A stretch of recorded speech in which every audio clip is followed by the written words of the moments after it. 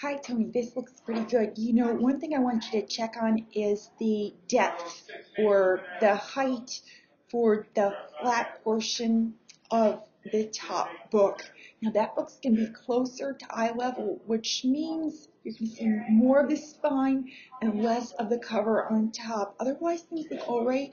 I'd like you to check that horizon line. Jason, these individual objects are drawn very convincingly. You know, I think the ticket to making this work is to give them a common ground plane. And right now, I'm not even sure if they would all work together in the same perspective setting. So that's something for you to iron out. Well, here you go, Denise, drawing cameras. It's amazing to think of you, the photographer, who's gotten to be so good at drawing. You know, one thing I want you to check on in particular is the cylindrical form of the lens that protrudes on the left. I'm thinking something's not jiving with what would be parallel edges, the one closest to us and the one that's in contact with the camera body. Camille, you know, I'm going to go and check in the threads and see if you made any comments about what it is you're drawing. Oh, wow. The longer I look at this, the more I am appreciating what's here. I see that you got a portion of a teapot. Now that makes sense to me.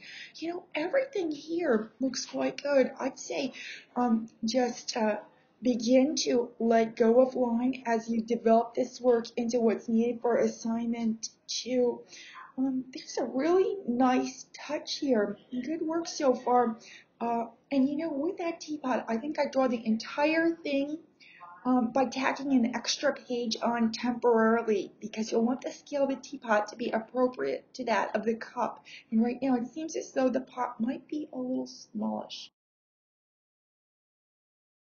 So, hey, Melissa, and you guys, I am in the hotel and trying to do a little bit of feedback for you here while you're working hard on your final project, and it's a bit noisy, pardon me.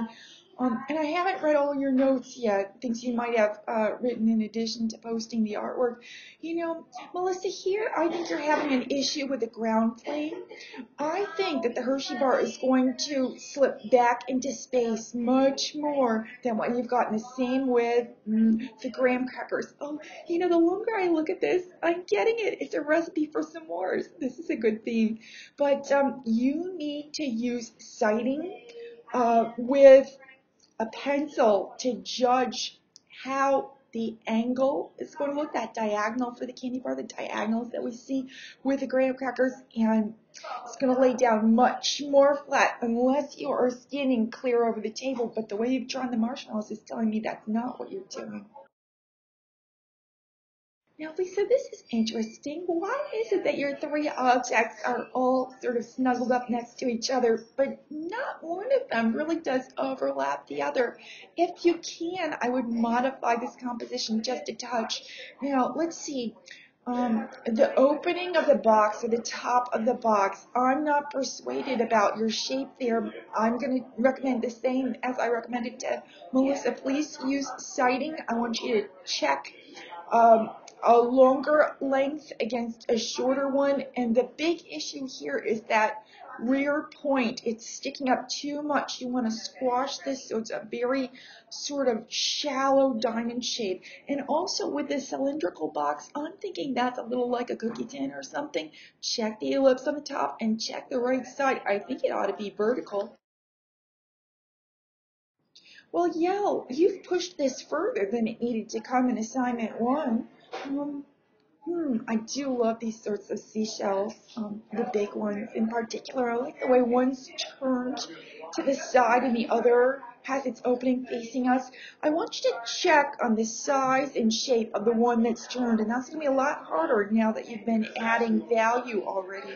And maybe you'd like to look for an artist such as William Blake or William Harnett, artists who coupled text along with dimensional representational imagery.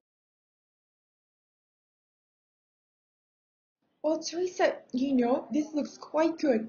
One little thing I'm thinking about is, it seems like your paper wasn't square with your camera when you photoed this, which is making me wonder if the statuette, the figure with arms crossed, is vertical. I think it's probably largely vertical, though it may not be exactly symmetrical.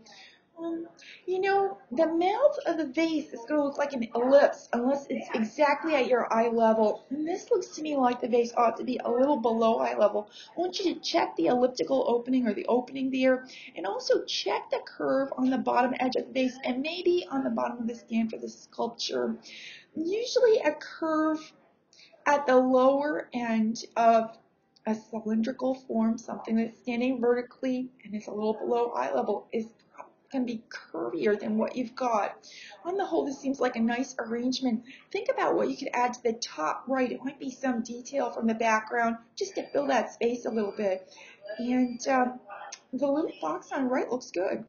Well, Christina, see, this is a nice arrangement of simple objects, all more or less the same size. It reminds me of that example I gave you by the artist whose name was Peel. Wasn't it a curious coincidence that he portrayed in his painting a peeled piece of fruit? I actually think that was a little bit of a visual joke.